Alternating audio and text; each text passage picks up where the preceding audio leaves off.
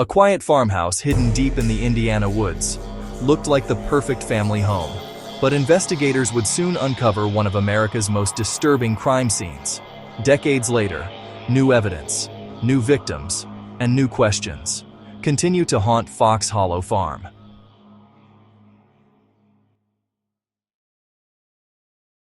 Herbert Richard Baumeister was born in Indianapolis, Indiana on April 7, 1947. He was the eldest of 4 children, raised in a seemingly stable, middle-class household. It wasn't until he married Julie Sater in 1971 that his life appeared to gain a sense of direction and stability.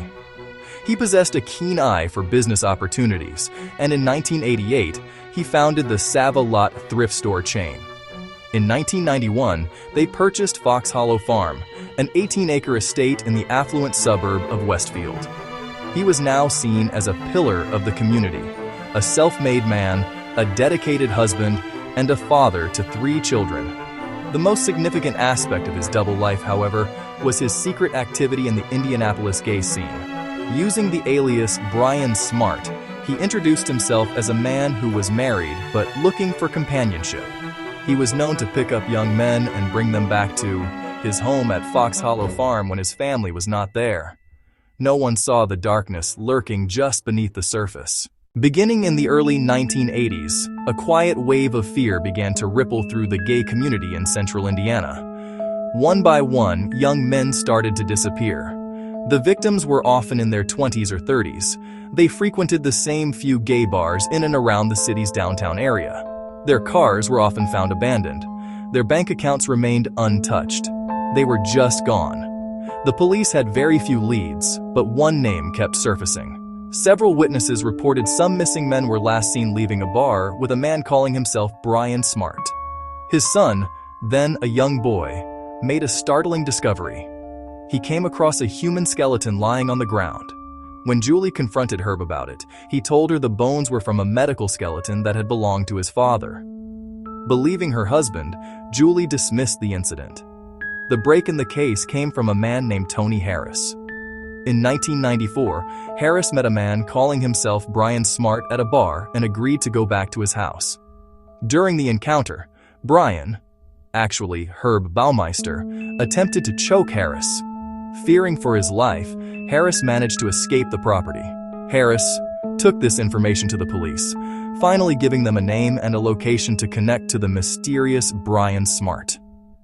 The facade was about to crumble. In June 1996, while Herb was away on vacation, Julie gave permission to search the 18-acre estate. They focused on the dense, wooded area at the back of the estate, the same area Herb had long protected. It did not take long for their grim work to yield results. An investigator noticed a piece of bone partially exposed from the damp soil. It was unmistakably a human bone. This was no longer a search for clues. It was a recovery mission. It was not a single burial. This was a scattered, chaotic graveyard. Bones were found everywhere. The search teams ultimately recovered over 5,500 human bone and bone fragments. Forensic analysis revealed the bones belonged to at least 11 different individuals. By the end of the initial investigation in 1996, authorities positively identified 8 victims.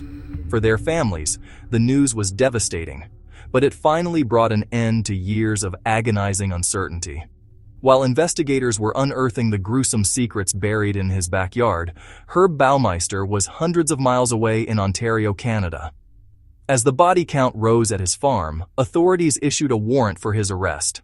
The manhunt was on. July 3, 1996. His body was found in his car at Pinery Provincial Park, Ontario. He died by a self-inflicted gunshot wound to the head. He left a 3-page suicide note. It offered no confession, no remorse, no explanation for his crimes. With his suicide, he took his secrets to the grave. For nearly 3 decades following Herb Baumeister's suicide, the Fox Hollow Farm case lay dormant, at least officially. The turning point came in 2022. Hamilton County Coroner Jeff Jellison announced that his office would be officially reopening the investigation. Jellison recognized that modern DNA technology offered a new hope for identifying the remaining victims. He launched a public appeal, asking families of men who went missing to come forward and provide DNA samples for comparison. In January 2023, the renewed investigation yielded its first major breakthrough. His name was Jeffrey A. Jones. He had been missing since 1993. Over the following year, more successes followed. Manuel Resendez and Alan Livingston were also positively identified. As of today, authorities have generated 4 additional DNA profiles from the remains. They do not match any of the known victims or any of the family reference samples currently on file. The total number of known victims has now risen to at least 15, and even this number may not be final. The story of Fox Hollow Farm is a chilling account of deception and violence, a case that continues to resonate nearly 3 decades later. Thanks to the tireless work of forensic investigators, we know the names of 11 of his victims, whose families have finally been granted the painful closure of truth. Yet, for all that has been confirmed, the questions that remain are vast and haunting. The full scope of Baumeister's crimes is still unknown. His suicide in 1996 silenced the only person who held all the answers. He offered no confession, no explanation, and no apology. The ongoing investigation is a testament to the enduring commitment to find justice for every last victim. Each new identification is a victory against the darkness, a declaration that every life has value and every family deserves an answer. Some investigations end with justice. Others continue long after the headlines disappear. Decades later, Fox Hollow Farm remains a place where history still refuses to stay buried.